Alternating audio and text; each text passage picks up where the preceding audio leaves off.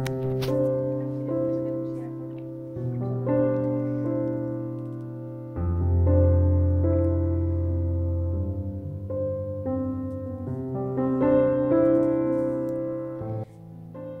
Everyone, আমি মিতু আবারও চলে এসেছি নতুন ব্লগ নিয়ে। আশা করি তোমরা ভালো আছো আর আমিও ভালো আছি।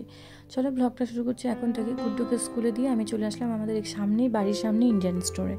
আর এখানে দেখলাম আম, জাম, কাঁঠাল, লিচু কী কী উঠেছে দেখেই আসি, সেই জন্যই বিশেষ করে আসা। কারণ জামাই ষষ্ঠী, তোমরা ব্লগ দেখে বুঝেই গেছো, জামাই ষষ্ঠীর জন্যই বাজার করতে এসেছি। দেখি কী কী মানে ফল এখানে উঠেছে। তো তার মধ্যে দেখলাম আমটা উঠেছে, কাঁঠাল আমরা নেবো না, খাই না জন্য। আর লিচু কিছুটা ভালো ছিল, আর দেখলাম কিছুটা আবার কেউ নিয়েওছে, আর বাদ বাকিটা বেশ পেকে গেছে বেশি একদম, ওগুলো নেবো না। 6-7টা লিচু নিয়েছি, আর এই আম নিয়ে চলে এসেছি বাড়িতে। আরও অনেক কিছুই বাজার করেছি। তো প্রথমে আমি আগে যে কোনো নতুন ফল নিলে আগে গপু বাবাকে দিয়ে তারপরে আমরা সেই ফলটা খাই। তো সেটা আমার শ্বশুর বাড়িতেই শাশুড়ি মা শিখিয়েছে। যখন আমাকে গোপালটা দিয়েছিল আমার দিদিভাই, তখন থেকে আমি নতুন কোনো ফল নিলে আগে গোপালকে দিই, তারপরে আমরা খাই। তো সেই জন্য আজকেও নিয়ে চলে এসেছি আমগুলো। দেখো, তবে আমটা আশা করি ভালোই লাগছে, জানি না, ঠাকুরকে আগে দিয়ে দিই। আমি তো স্নান করে চলে আসলাম, আর এই যে আমি দেখো ঠাকুরকে এখন একটু ধূপ ধুনা দিয়ে আরতি করে দেবো। আর তোমরা অনেকেই বলবে যে ফলের মধ্যে তুমি কেন তুলসী পাতা দাও না? যেহেতু আমি বিদেশে থাকি, ইংল্যান্ডে, আর এখানে ওরকম তুলসী গাছও নেই। তো আগেও একটা ব্লগে তোমাদের বলে দিয়েছিলাম যে এখানে কিন্তু তুলসী গাছ নেই, সেজন্য ঠাকুরকে ওইভাবে তুলসী পাতাতে নিবেদন করতে পারি না। তবে যেটুকু আছে সেটা দিয়ে ঠাকুরকে আমি পুজো দিয়েছি।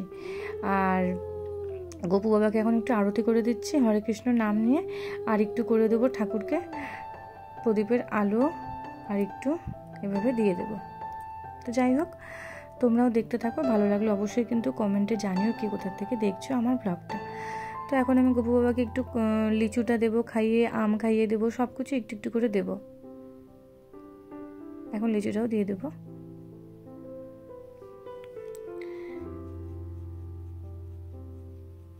গপু বাবাকে কোনো কিছু খাইয়ে দিলে আমার মনে হলো যে এখন আমি নিজেও খেতে, আগের থেকে আমি তাই করতাম যেদিন থেকে গপু বাবা আমার ঘরে এসেছে। যাই হোক, তো এখানে হাজব্যান্ডের আবদারে আমি একটু বানিয়ে দিয়েছি লুচি। ঘুগনিটা আমি আগের রাতে বানিয়েছিলাম, যেহেতু সকালে বাজার করার ব্যাপার ছিল, তারপরে ঠাকুর পুজো দেওয়ার ব্যাপার আছে। তো সেজন্য স্নান করে ঠাকুরকে পুজো দিয়ে দিলাম, তারপরে চলে এসেছি রান্না করে ঘুগনিটা আগের দিন বানিয়েছি। এই কারণেই গুড্ডুকে আমি সকালবেলা একটু ঘুগনি আর একটু ব্রেড দিয়েছিলাম। তো যাই হোক, গুড্ডু লুচি আর খায়নি অত সকালে, ব্রেড দিয়ে ঘুগনি দিয়ে আর একটু মিষ্টি এনেছিলাম, তো সেটা দিয়ে গুড্ডু খেয়ে স্কুলে চলে গেছে। এখন আমাদের জন্য আর গুড্ডু আসলে লুচি বানিয়ে দেবো গরম গরম, স্কুল থেকে যখন আসবে। তো এটা এখন হাজব্যান্ডকে দিয়ে দিচ্ছি, এখান থেকে কিছু মিষ্টিও দিয়ে দেবো। আর এই যে জামাই ষষ্ঠী খাওয়ার বউ করে খাওয়াচ্ছে, দিয়ে দিলাম। দেখি কি ঘুগনিটা লুচিটা দেখো একটু কেমন হয়েছে, খাও আগে একটু খেয়ে দেখে বলো ঠিক হয়েছে।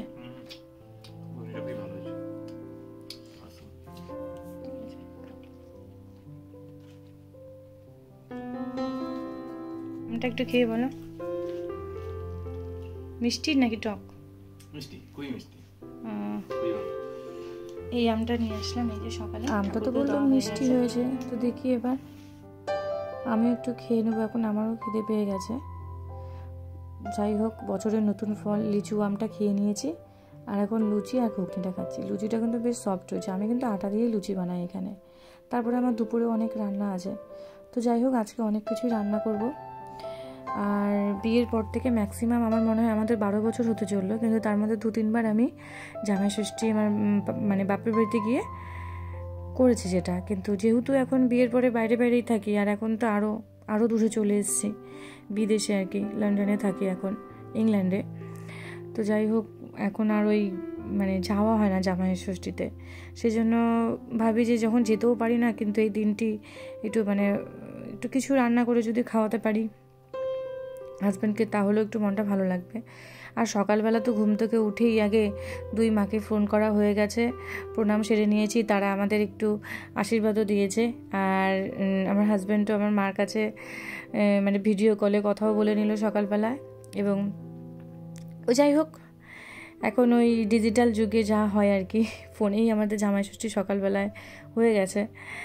আর যাই হোক, খাওয়ার পর্বটা তো হয়নি, মা তাই বললো যে একটু ভালো ভালো রান্না করে জামাইকে খাইয়ে দিস আমাদের তরফ থেকে। তো যাই হোক, ওই ফ্রাইড রাইস, পনির, তারপরে তোমরা দেখলেই পনিরের জন্য এসে ফ্রাইড রাইসের জন্য আমি সব কিছু কেটে নিয়েছি, ফ্রাইড রাইসটা করে নিলাম। আর এখানে এখন পনিরটা করব। পনিরটার জন্য এই যে গরম জলে একটু ভিজিয়ে রেখেছিলাম এখানে নুন দিয়ে, কারণ আমি করবো আজকে বাটার পনির, সেজন্যই। আর বাটার পনিরগুলো পিস পিস করে কেটে নিচ্ছি। কেটে নিয়ে ভালো করে আরেকবার একটু ধুয়ে নিয়ে নুন হলুদ মেখে রেখে দেবো। আর বাটার পনির তো আমি বাটারেই ভেজে নিই।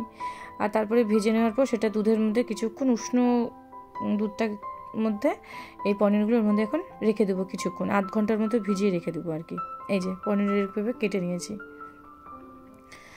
যতটা পারবো করব। চাটনি করব, মাটন করব আজকে, আর 3 রকম ভাজাও করব।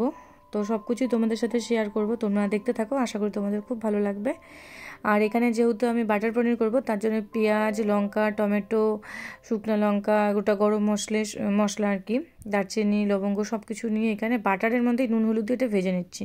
আর হালকা একটু চিনি দিয়ে দিয়েছি এর মধ্যে। তারপরে এটাকে আমি ঠান্ডা করতে দেবো এখন কিছুক্ষণের জন্য। ঠান্ডা করার পর তারপর এটাকে মিক্সিংয়ে একটু পেস্ট করে নেব।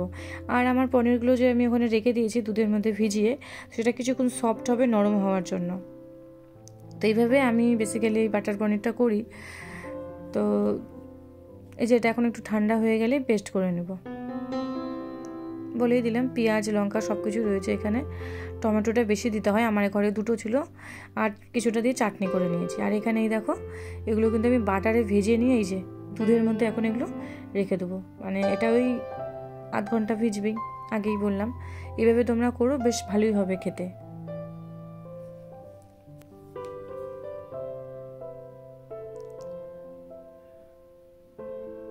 মাছ আর আনিনি, কারণ এত কিছু একদিনে বাবা আমি তো পারবোই না করতে। সেজন্য ওই মাটনটা অনেক দিনই আমরা খাই না, তো মাটনটা সেজন্য বললাম নিয়ে আসো। মাটনটা আগের দিন এনে রেখেছিল, আর ওটা আমি ম্যারিনেট করেও রেখে দিয়েছিলাম ফ্রিজে আগের দিন রাত্রেবেলায়।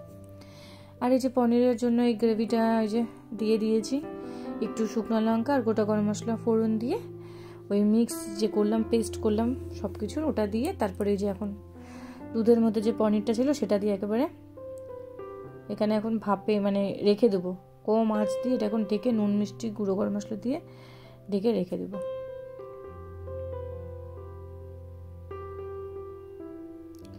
এটা ওই 10-15 মিনিট মতন ফুটে নেবে, ব্যাস। এখন আমার রেডি শাহি পনির। এইভাবে পনিরটা করলে একটু সফট হয়। আর টমেটোটা চাটনি করবার জন্য এখানে কেটে নিয়ে এটাকে পেস্ট করে নিচ্ছি। আর এই যে আমার পেস্ট হয়েও গেছে।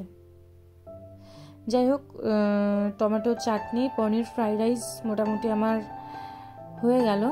আর রইল এখন মাটন আর কিছু ভাজা। তো এগুলো করার কমপ্লিট করার পর তারপর এখন ওগুলো করে নেব। এই যে চাটনিটাও হয়ে গেছে বেশ। তোমাদের তো বললামই আগের দিন রাত্রেবেলা আমি ম্যারিনেট করে রেখেছিলাম এই যে মাংস, এখানে মাটন। আর বেগুন ভাজবো লম্বা লম্বা করে, এরকম বেশ ভালোই লাগে। আর আলুটা ভাজবো। আলুটা একটু গ্রেডটা বেশি হয়ে গেছে, তো এটাকে জল ঝরিয়ে রেখে দিয়েছি, বাদাম দিয়ে এটা করে নেব। আর মাংসের জন্য এখানে আলু কেটে নিয়েছি। তো এগুলো এখন বাকি আছে, এগুলো এখন করে নেব।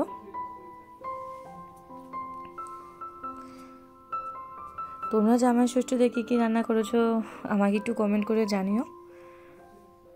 এখানে মাংসটা আমি 4 সিটি দিয়ে নিয়েছিলাম প্রেশার কুকারে। আর তারপরে যে কড়াই এখানে ভালো করে একটু কষিয়ে নেব, নিয়ে গরম জল দেবো আমি। মাংসতে, খাসির মাংসতে একটু গরম জলই দিই, দিয়ে বেশ মাখাই করব। আর তোমরা দেখতে থাকো। এরপরে ছেলেকে হাজব্যান্ড আনতে যাবে, গুড্ডু আসলে তারপরে আমাদের খাওয়া দাওয়া। এই যে গুড্ডুকে হাজব্যান্ড নিয়ে চলেও এসছে। তো যাই হোক, গুড্ডু ফ্রেশ হয়ে নিক, আর আমি একটু শাড়ি পরে তোমাদের সামনে চলে আসবো। এই যে আমার হাজব্যান্ডও চলে এসছে, এই যে আমিও চলে এসেছি। এই যে একটা নীল রঙের শাড়ি পরে আর একটু কিছু সেজে গুজে।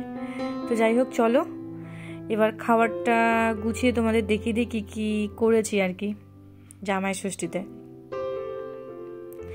সমস্ত কিছু রেডি করে নিলাম, গুড্ডু ফ্রেশ হয়ে নিক, আর তারপরে তোমাদেরকে দেখিয়ে দিচ্ছি কী কী মেনু, কী কী রান্না করলাম আর কি সকাল থেকে।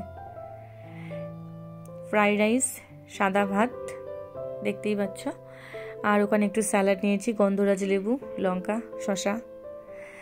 আর তার সাথে গুড্ডু তো সকালে লুচি খায়নি, ওই ঘুগনি ব্রেড খেয়ে গেছিলো, ওর জন্যই 4টা লুচি ভাজলাম, ও যদি 2টো খায় খাবে। আর এখানে একটু সাজিয়ে দিচ্ছি। আর এখানে ডালের বড়ি ভাজা, 3 রকম ভাজা। আলু ভাজাটা একটু বেশ নরম হয়ে গেছে। এখানে পনির, বেগুনটাও নিয়ে নিয়েছি পাশে। আর এটা হচ্ছে মাটন কষা, মানে একটু ঝোল আর কি, কষা না ওই। আর তোমরা অনেকেই বলবে গোটা ফল কেন দিচ্ছি, কারণ সকালবেলা না হাজব্যান্ডকে তো দেখলেই তোমরা আম, কলা, লিচু সব কিছুই খেয়েছে, তাই দুপুরবেলা একটু সাজানোর জন্যই সাজিয়ে দিচ্ছি। এখন আর ছুলে দিলাম না, ঠিক আছে।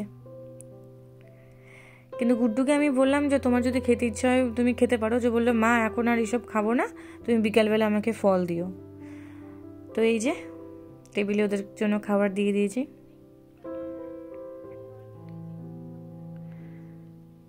আর আমরা এখন চলে এসেছি 3জনেই। দেখো গুড্ডু পাঞ্জাবি পরেছে, হাজব্যান্ডও পরেছে। আর যাই হোক,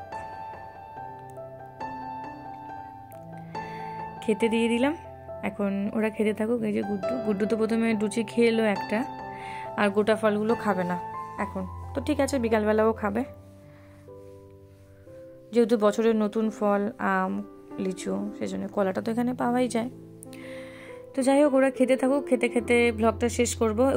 ওদের খাওয়া শেষ হলে তবে আমি খাবো। তো যারা ফেসবুক থেকে দেখছো ফলো করে দিও, আর ইউটিউব থেকে যারা দেখছো তারা কিন্তু অবশ্যই সাবস্ক্রাইব করে দিও প্রবাসী মিতু চ্যানেলের পাশে থেকো।